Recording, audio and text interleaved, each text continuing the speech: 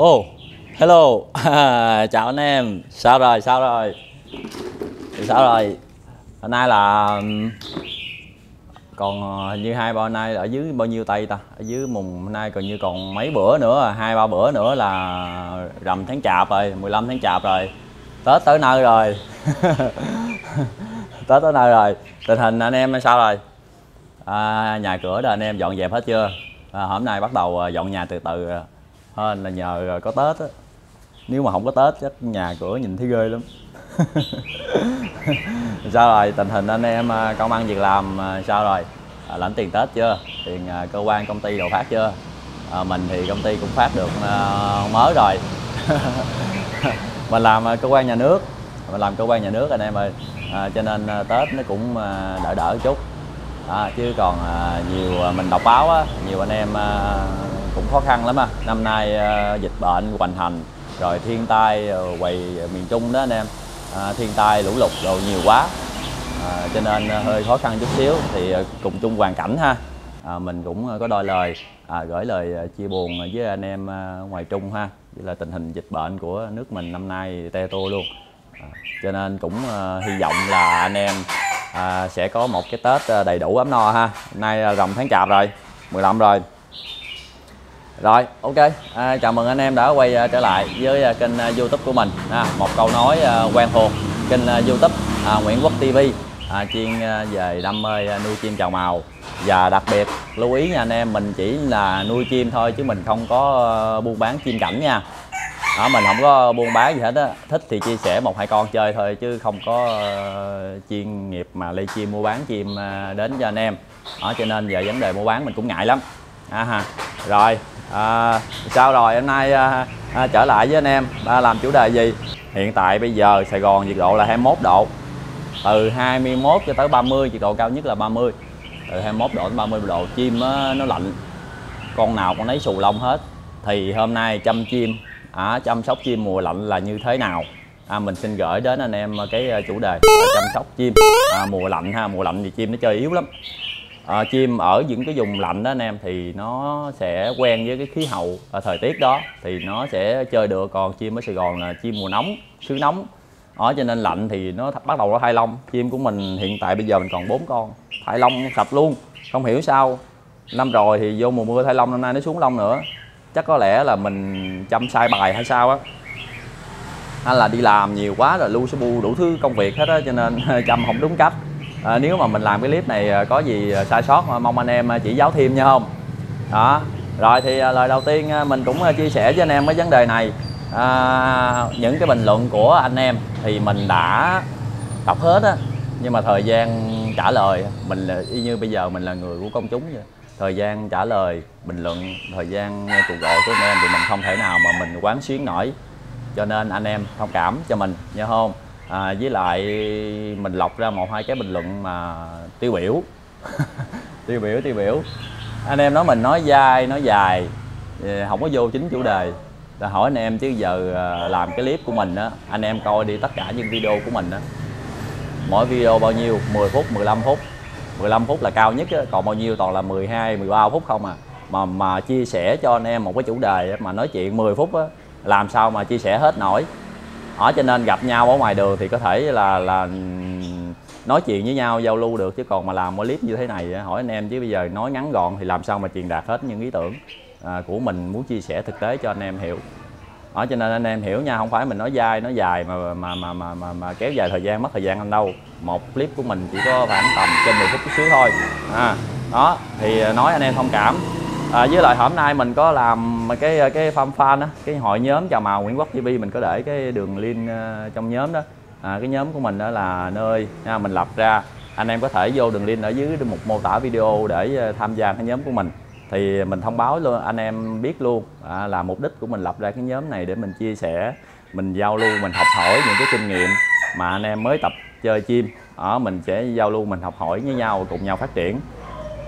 Có anh em nha lợi dụng vô cái nhóm đó buôn bán chim, anh em phải hiểu vậy nè, công nghệ đó, anh em không có rành bằng mình đâu. Về mạng xã hội, về YouTuber, về YouTube nè ha, rồi về Facebook nè, rồi mạng Twitter rồi anh em không có rành đâu. Anh em không có rành bằng mình, cho nên đó là trên Facebook người ta không có cho mua bán. anh em chia sẻ những cái bài mà buôn bán, anh em đi chim, anh em buôn bán chim chào mào là chuyện của anh em đưa vô cái nhóm của mình làm gì chi.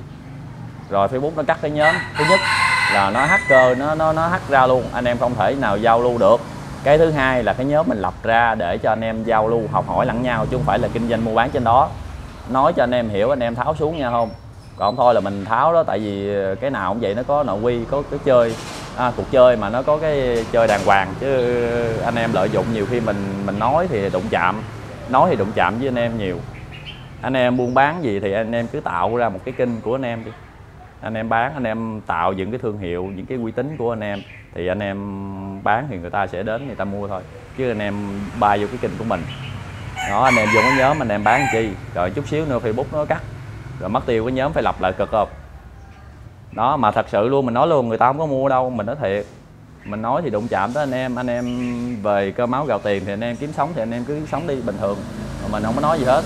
Nhưng mà anh em lập ra cái nhóm anh em bán đi ha, anh em làm một cái kênh YouTube, anh em tạo dựng cái thương hiệu, tạo dựng cái uy tín của mình, anh em bán đi đó, mình không có nói đó. Với lại anh em mà bình luận cái clip của mình đó, anh em để số điện thoại với mình, lưu ý nha, hôm nay mình nói chuyện dài chút xíu, mình lưu ý với anh em là coi chừng người ta mạo danh của mình, người ta gọi cho anh em đó, người ta gọi cho anh em, người ta bán chim nha, lợi dụng cái kênh của mình, người ta để đường link, anh em hỏi mình là có bán chim hay không đó, thì có một số người nhảy vô là chạy qua người ta mua đó, thì mình lưu ý với anh em nha, không phải mình nha, cái đó là quyền tự do, cộng đồng mạng là quyền tự do ngôn luận, không phải mình nha, anh em cẩn thận.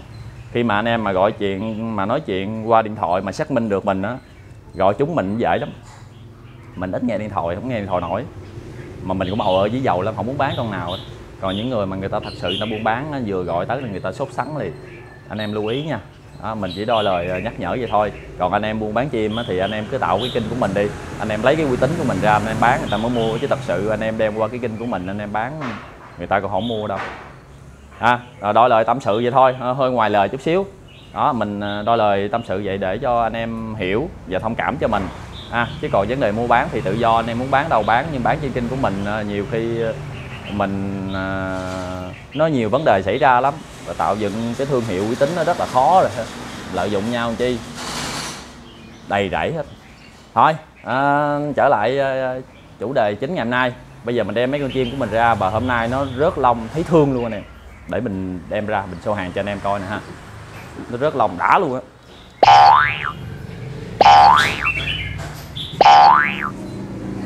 Đây mình đem ra 3 con để mình làm cái clip này cho anh em coi chơi thôi.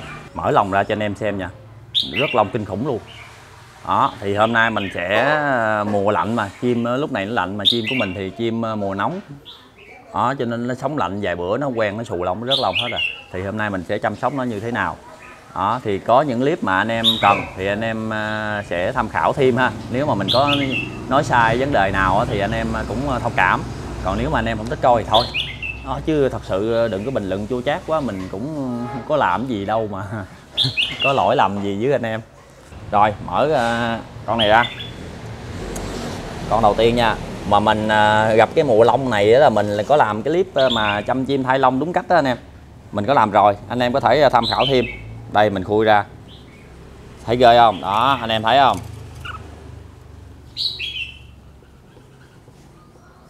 để máu lông đây đi.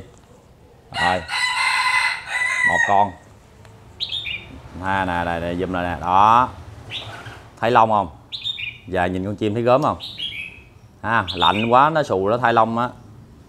Rồi bây giờ mình sẽ quay cái camera đi qua con bên đây, mình mở thêm con bên đây với con bên đây nữa nha, từ từ nha anh em, xem chơi cho vui. Gần Tết rồi, đây mình mở ra ha, đó thấy lông đã không. Và hiện tại bây giờ mình cũng nói với anh em luôn là mình đang cho nó ăn cắm dưỡng luôn, nó tuột lửa hết rồi, từ từ thay lông xong rồi tính sau. Và mình sẽ chia sẻ cái bí quyết chăm chim thay lông ha, chăm chim thay lông mùa lạnh đó, đã không. Con này là mùa này nó mới thay nè, giờ này nó mới chịu thay lông nè, chim mình cũng chả hiểu nữa, thay lông đó, nó tuột lửa ráo rồi. Đây zoom lại cho anh em xem đó, thấy chưa, anh em thấy không, cái lồng nào nó cũng như vậy hết.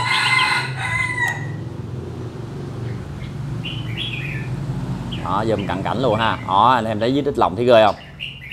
Lồng quá trời quá đất luôn. Một con, hai con này tuột lửa luôn rồi. Con này thì mới có mấy cọng thôi, còn em này thì cả đống luôn. Đó.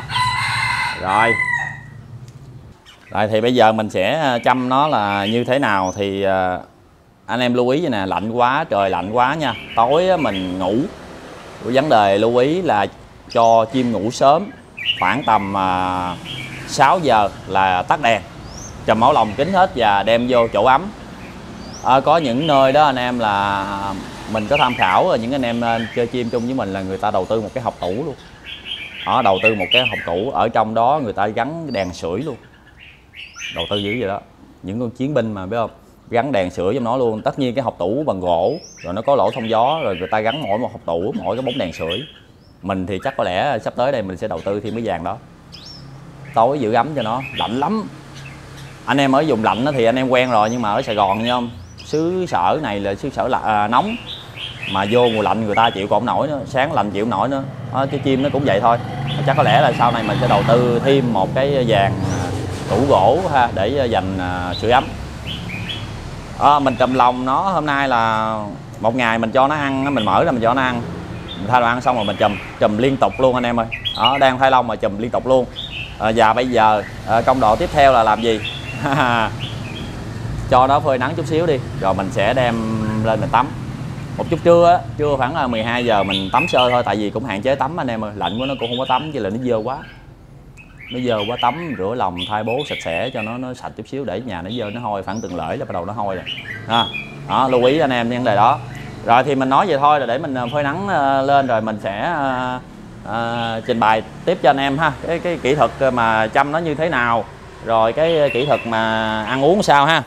Rồi để mình treo lên mình phơi nắng, nhưng mà mình nói cho anh em nghe vậy nè, hạn chế thôi nha, phơi nắng chừng 15 phút thôi, phơi chừng 15 phút thôi chứ không có nên phơi nhiều nha anh em.